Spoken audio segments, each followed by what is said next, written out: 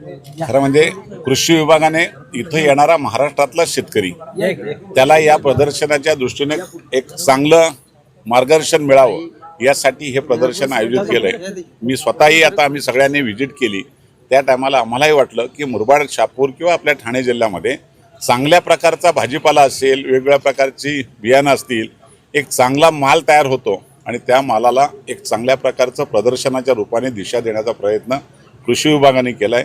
मनापासून कृषी विभागाचं मी अभिनंदन करतो। विशेषतः शेतकऱ्यांना एकच सांगेल की सातबारा वाचवा, नशिबाला एकतरी सातबारा हवा, विकण्याचं प्रमाण बंद करा। सगळ्यांनी शेतीच्याकडे निश्चितपणे लक्ष केंद्रित केलं तर मला वाटतंय शेतकरीच काही दिवसामध्ये श्रीमंत राहणार आहे आणि शेतकऱ्यांना दिशा मिळेल। राज्याच्या खूप योजना आहेत।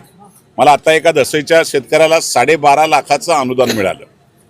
त्याला विचारलं मी, तर त्यांनी सांगितलं मला 12.5 लाख रुपये मिळाले। जर 12.5 लाख रुपयाचं अनुदान मिळत असेल तर त्यांनी त्या पद्धतीने त्याचं काम पण केलेलं आहे। म्हणून शेतकऱ्याने तो लाभ घेतला पाहिजे आणि शेतीवर लक्ष केंद्रित केलं पाहिजे। या प्रदर्शनाच्या रूपाने सगळ्या शेतकऱ्यांना, खरं म्हणजे ही यात्रा 200 वर्षापूर्वीचा इतिहास आहे आणि शेतकऱ्यांची यात्रा आहे।